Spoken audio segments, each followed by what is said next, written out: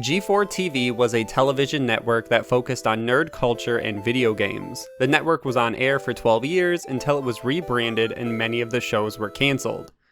More recently, G4 has started to tease a return or reboot of some form in 2021, so let's break down everything we know about the return of G4, including what the original hosts have said about the return, who owns the G4 IP, and so much more. As always, all the original sources will be linked in the description below, so make sure to check those out and support those original writers. And with that out of the way, let's get into everything we know about the return of G4.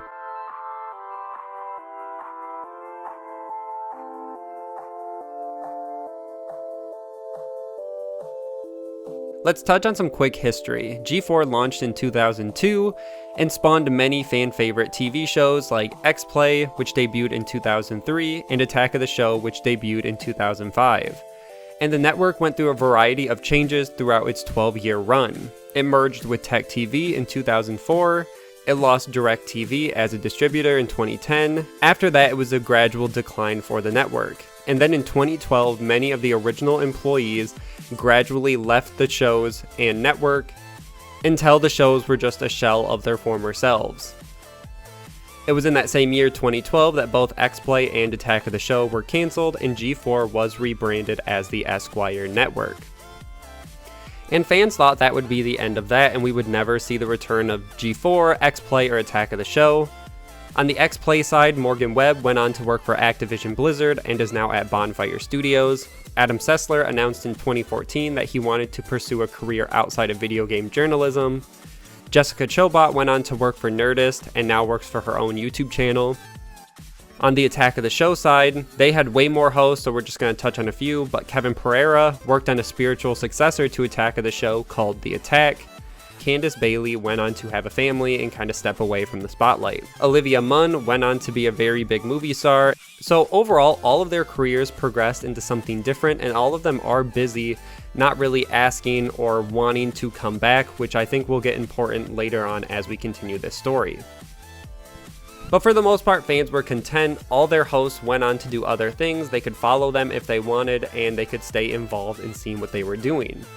That was until G4 had released a trailer titled We Never Stopped Playing at Comic-Con at Home, and in the trailer itself it gave the date 2021. It even used Pong as a theme throughout the trailer, which was the original visual that G4 used when they first launched. And fans got very excited. With the new age of streaming and streaming services, plus the rise of YouTube and Twitch, there were a lot of possibilities for how this network could return and be profitable and kind of make it everything it couldn't when it was still on TV.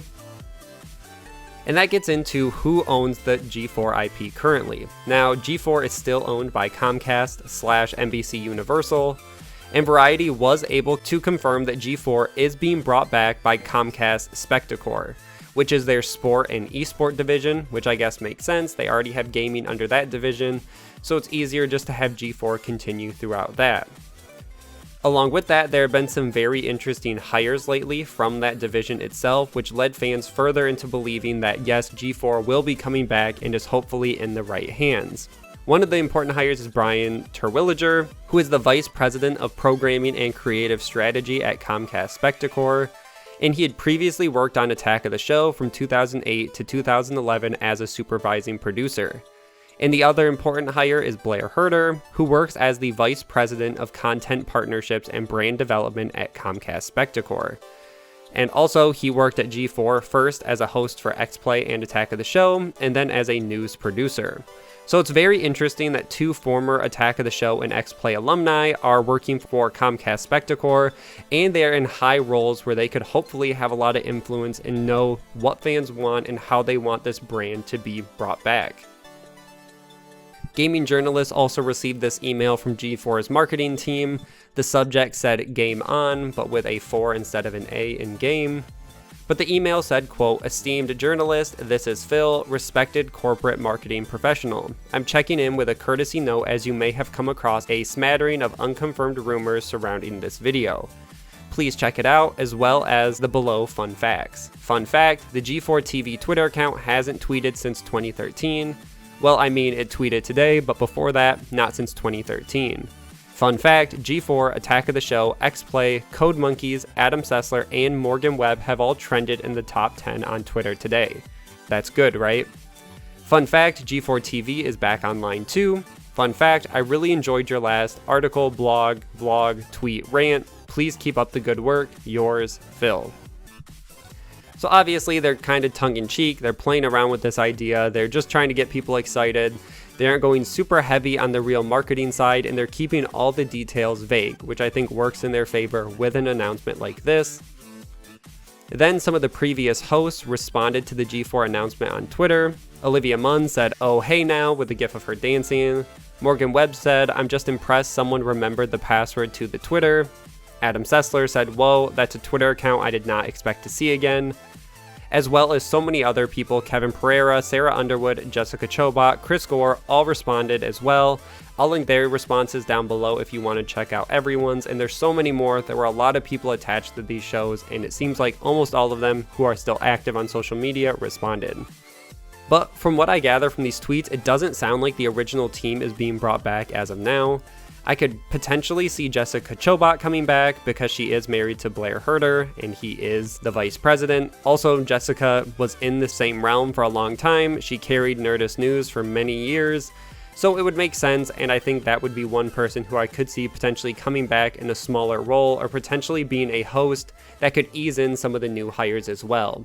Obviously, that's just my speculation, but for now, I would say it's not too likely that a lot of these hosts would want to come back or need to come back either. Their careers are doing very well, and I think they're all happy kind of getting away from this side of the industry. Another important note is that G4 is a complete network, and we aren't sure which shows will be included in this reboot or relaunch. It's probably safe to assume that X-Play and Attack of the Show will return in some fashion, but as for any of the other ones, we just aren't too sure, and we aren't sure if they're going to be testing out maybe 1 or 2 shows at a time, and if they do well, then they'll broaden out to bigger catalogs.